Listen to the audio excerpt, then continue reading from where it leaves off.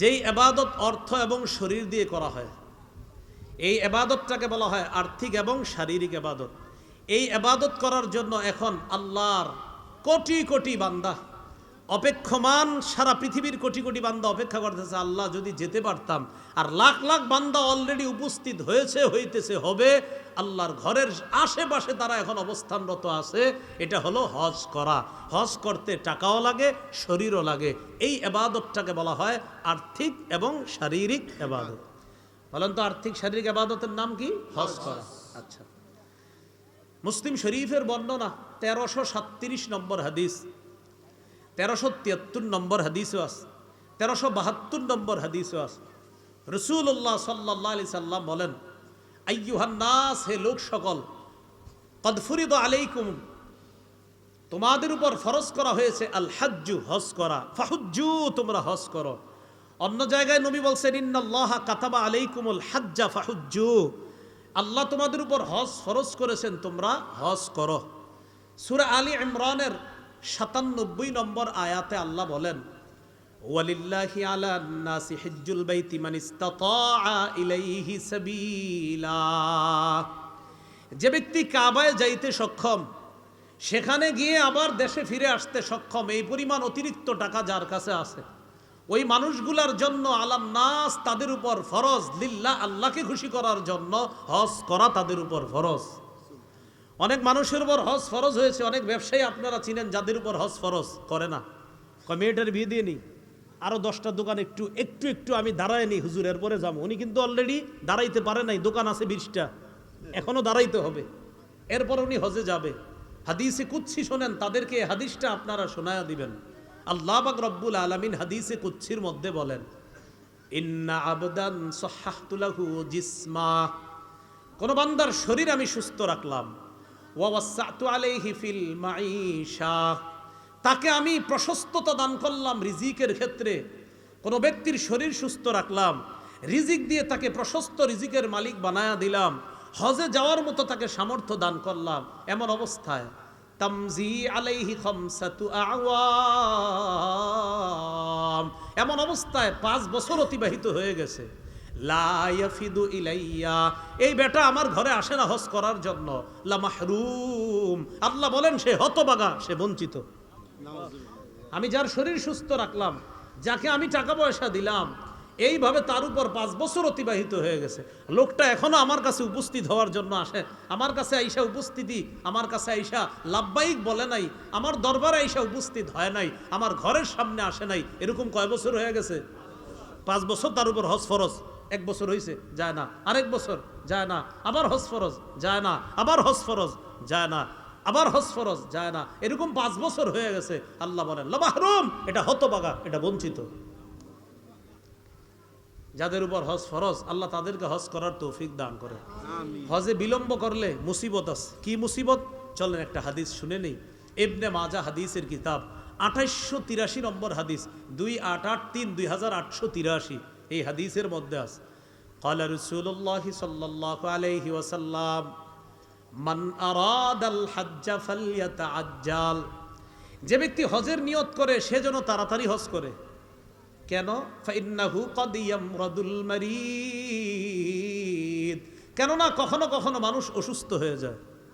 ওয়া তাদিল্লুদ দাল্লাহ, কখনো কখনো হজে যাওয়ার যে বাহনটা, ওই বাহন হারিয়ে যায়, ওই বাহনের ত্রুটি এসে যায়, তাই যেতে পারে না। ওয়া তারিদুল হাজা, কখনো কখনো প্রয়োজন উপস্থিত হয়ে যায়, ওই প্রয়োজন আসার পর তখন আর হজে যাইতে পারে না। অনেক অসংখ্য মানুষ আছে যারা হজের টাকা জমাইছিল, হজে যাবে, হঠাৎ করোনা এসে গেছে।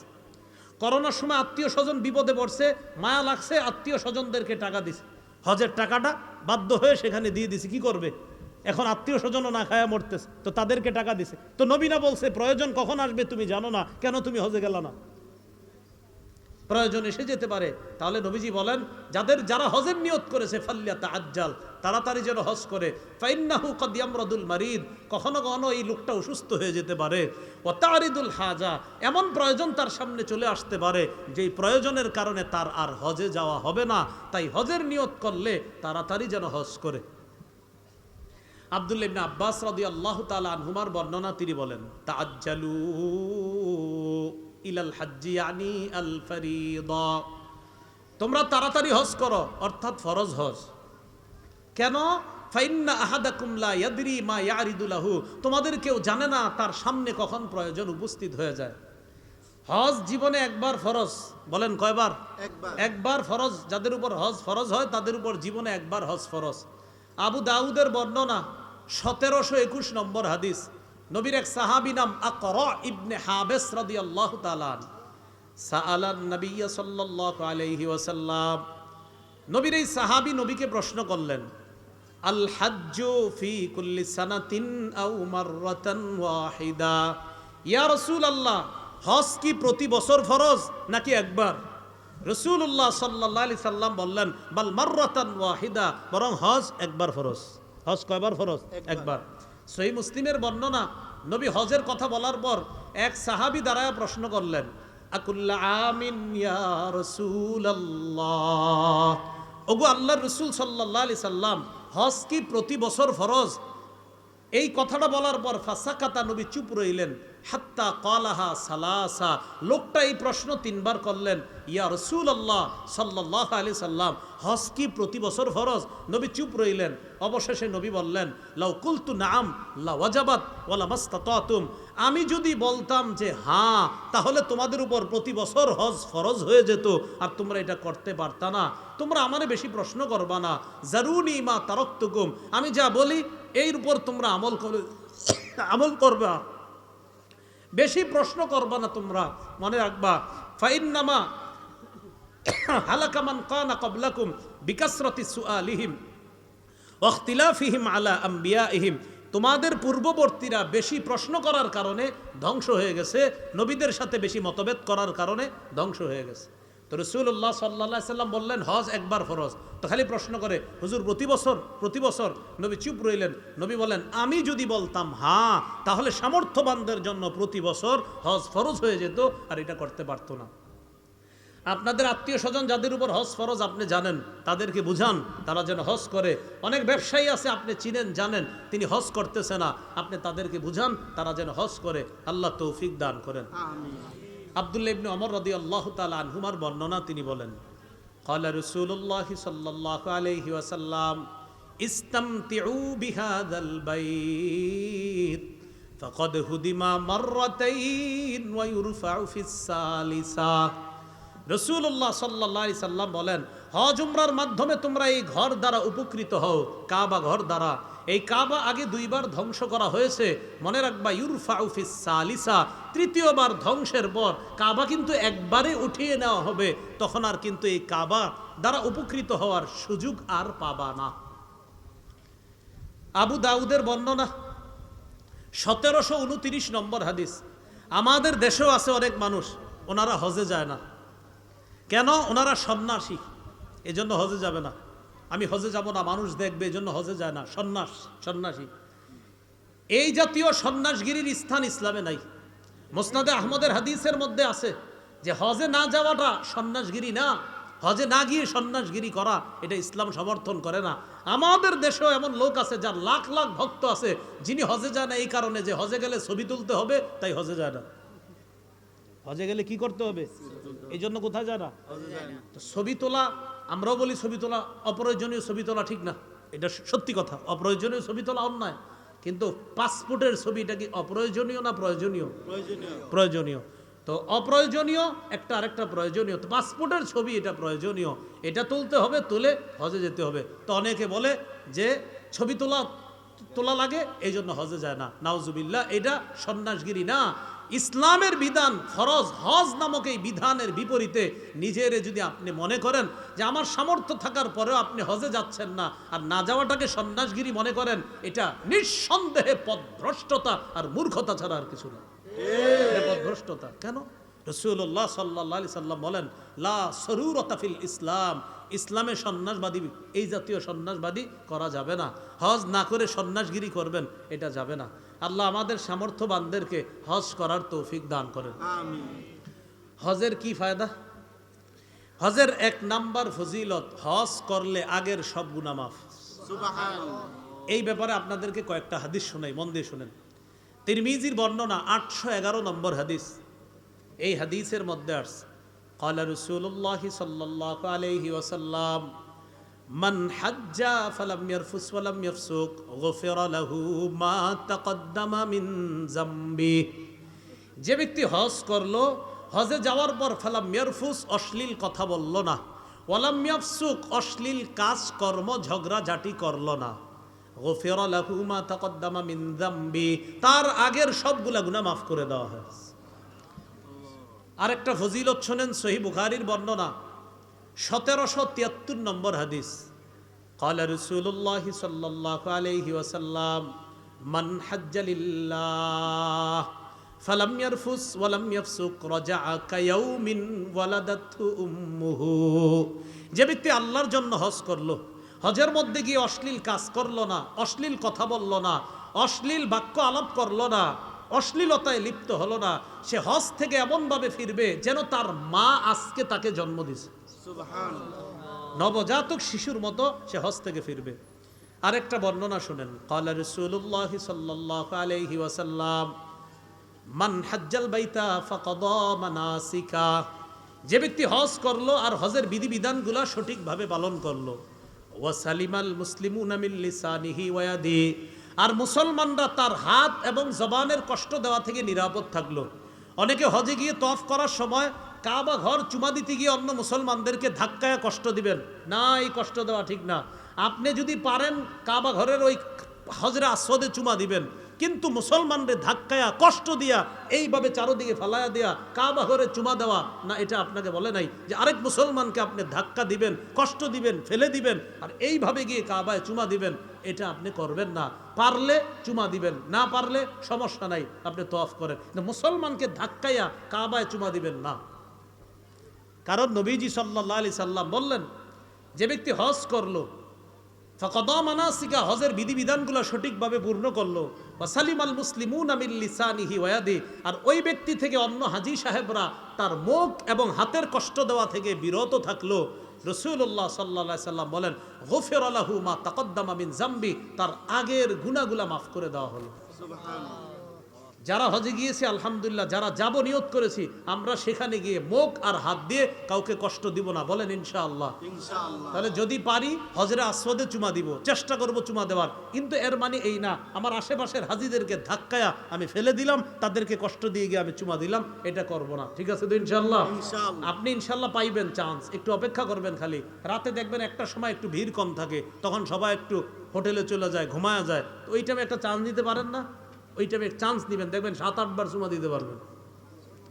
এই জন্য অপেক্ষায় থাকবেন, আল্লাহ তো আপনারা দেখতেছে, অপেক্ষায় থাকবেন যে কখন একটু ভিড় কম, তো এই সময় গিয়ে আসতে আপনি কাজটা করে চলে আসেন, হজরে আসওয়াদকে চুমা দিয়ে চলে আসেন। একটা রাত 1টা, 1:30, 2টার দিকে অপেক্ষায় থাকেন, ওই টাইমে একটু ভিড় কম থাকে, সবাই হোটেলে যায়, একটু আরাম করে আবার 2টা, 2:30টায় সবাই হারামে চলে আসে। তো এর আগের মুহূর্তটা আপনি অপেক্ষা করবেন যে কখন একটু ভিড় কম থাকে, তখন গিয়ে আপনি হজরে আসওয়াদে চুমা দিয়ে চলে আসেন। এই চান্সগুলো মানুষ বুঝে না, অপেক্ষা করতে হবে আপনার এই চান্স এইভাবে নেবেন, আল্লাহ তৌফিক দান করেন।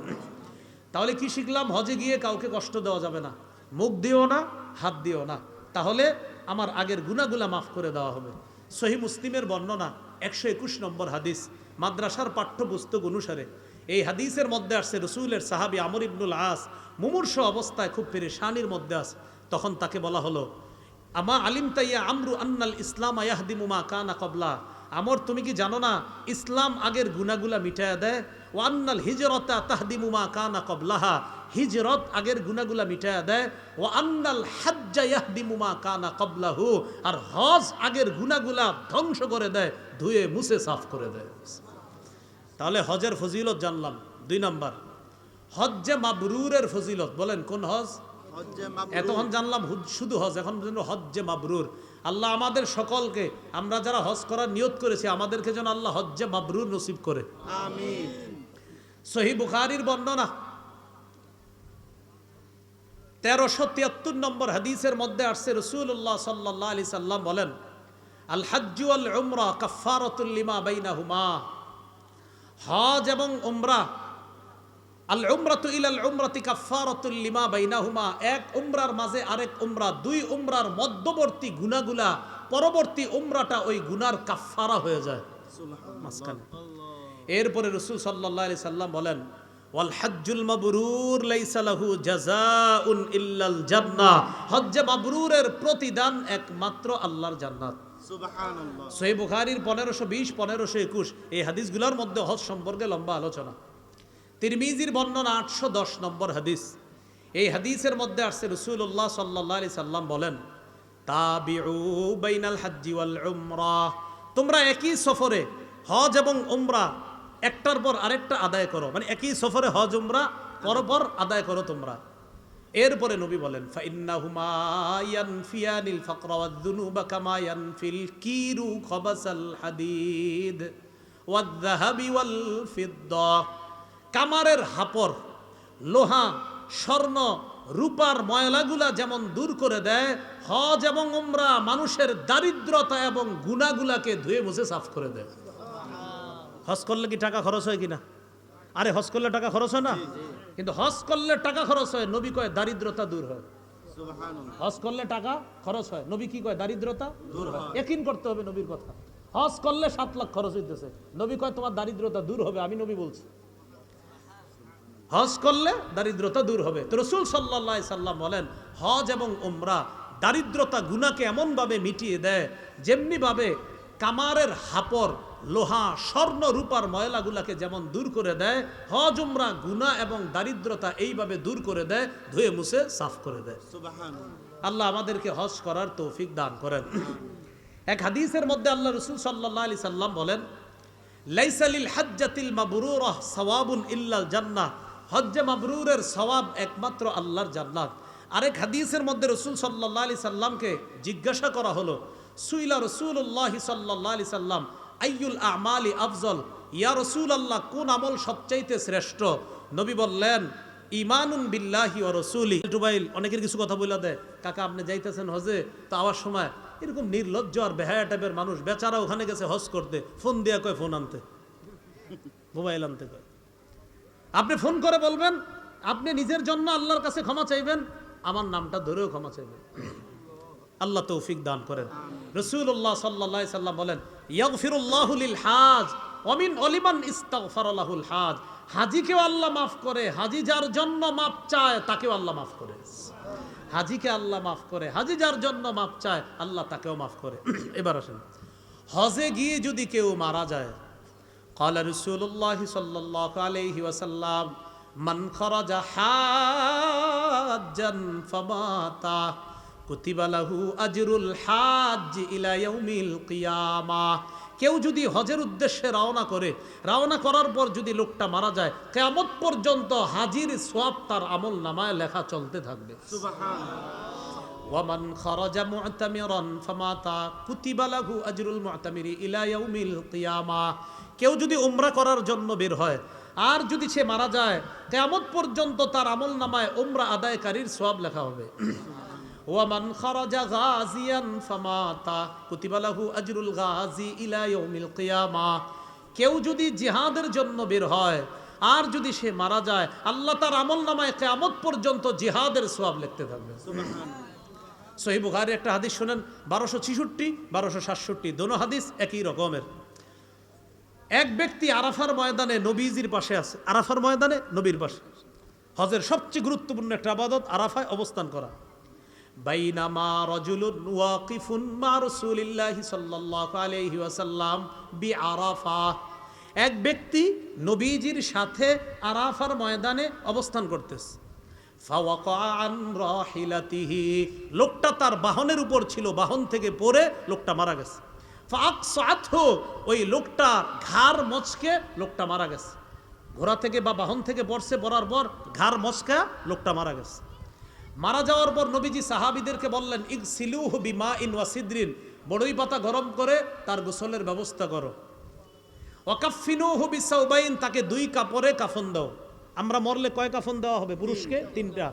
হাজী সাহেব যিনি আরাফার ময়দানে মারা গেলেন, নবীজি বললেন কয় কাফন পরাও? 2 কাফন। এরপরে নবী বললেন, ওয়ালা তুখাম্মিরু রাসা, তার মাথা ডাকবা না। ওয়ালা তুহান্নিতুহু, সুগন্ধি লাগাইবা না। হাজী সাহেবের সুগন্ধি লাগাবা না, তার মাথাটা ডাকবা না। হজে গেলে ওই সময় হাজী সুগন্ধিও লাগায় না, মাথাও ডাকে না, 2 কাপড়ে থাকে। নবী বললেন তাকে গোসল করাও। ওয়া কাফিনুহু বিসাউবাইন, দুই কাপড় তাকে পেঁচায়া দাও, ওয়ালা তুহান্নিতুহু, তাকে সুগন্ধি লাগাইবা না, ওয়ালা তুখাম্মিরু রাসাহু, তার মাথাটা ঢাকবা না। কেন জানো? ফাইন্নাহু ইউবাসু ইয়াউমাল কিয়ামাতি মুলাব্বিয়া, এই হাজী কিয়ামতের ময়দানে লাব্বাইক আল্লাহুম্মা লাব্বাইক বলতে বলতে কবর থেকে উঠবে। ভাই বুঝে আসছে সবার কথাগুলা? তাহলে হজে গিয়ে মারা গেলে লাভ না লস? এই জন্য হজে যাদের সামর্থ্য আছে আল্লাহ যাওয়ার তৌফিক দান করেন। হজে গিয়ে তালবিয়া পাঠ করা, লাব্বাইক আল্লাহুম্মা লাব্বাইক লাব্বাইক লা শারীকা লাকা লাব্বাইক ইন্নাল হামদা ওয়ান নি'মাতা লাকা ওয়াল মুলক লা শারীকা লাক, আছে না এরকম?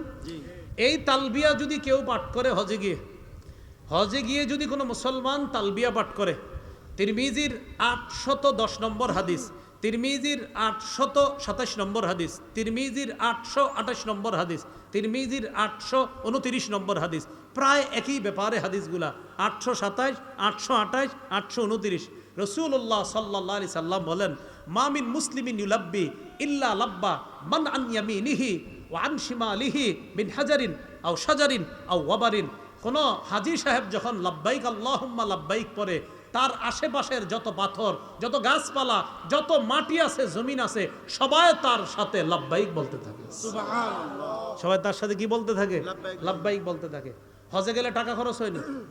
আরে হয়তো এই টাকা খরচ যে হইতেছে আপনার, আবার সেখানে গেলে ঘামাবে শরীর, আহারে গরম, এই গরমের মধ্যে আপনি কষ্ট করতেছেন। রাসূলুল্লাহ সাল্লাল্লাহু আলাইহি সাল্লাম আম্মা জান আয়েশাকে বললেন, ইন্নালাকি মিনাল আজরি আলা কদরি নাসাবিকি ওয়া নাফাকাতিকি। আয়েশা, যেই পরিমাণ টাকা খরচ হইছে আর যেই পরিমাণ কষ্ট হইতেছে, ওই পরিমাণ প্রতিদানও আল্লাহ দান করবে। সুবহানাল্লাহ। তাহলে টাকা খরচ যে পরিমাণ, প্রতিদানও হবে, আবার কষ্ট হইতেছে, প্রতিদানও হবে। আল্লাহ আমাদের সকলকে শারীরিক আর্থিক ইবাদতটা সবাই যেন করতে পারি, আল্লাহ তৌফিক দান করেন। আমরা কেউ উঠবো না, মেহেরবানি করে একটু কথা শুনেন। ইবাদত কয় মাধ্যমে করি? 5 মাধ্যমে। 1 নাম্বার কলব দিয়ে, আত্মিক ইবাদত। 2 নাম্বার মুখ দিয়ে, মৌখিক ইবাদত। 3 নাম্বার শরীর দিয়ে, শারীরিক ইবাদত। 4 নাম্বার টাকা দিয়ে, আর্থিক ইবাদত। 5 নাম্বার অর্থ এবং শরীর দিয়ে আর্থিক শারীরিক ইবাদত। টাকার ইবাদতটা একটু করা দরকার এখন। কোনটা? টাকার ইবাদত। আপনারা যারা দান ভাই ক্যামেরা বন্ধ করেন, বন্ধ করে দেন সবাই, বাস হয়েছে তো, আলোচনা শেষ। হ্যাঁ হ্যাঁ, আপনারা যারা দান করবেন তারাও উঠবেন না, যারা দান করবেন না তারাও উঠবেন না। আপনাদের সামনে রুমাল যাবে, এই যে দারুরা ইউনিয়ন কওমি তরুণ ওলামা পরিষদের পক্ষ থেকে রুমাল যাবে। আপনারা যারা দান করবেন তারাও উঠবেন না, যারা দান করবেন না আপনারাও উঠবেন না, মেহেরবানি করে। যারা উভয় দল বসে থাকেন, দান না করলেও বসে থাকেন, যারা দান করবেন তারাও আপনারা বসে থাকেন। হ্যাঁ, খাসি দিয়ে কোরবানি হবে কিনা?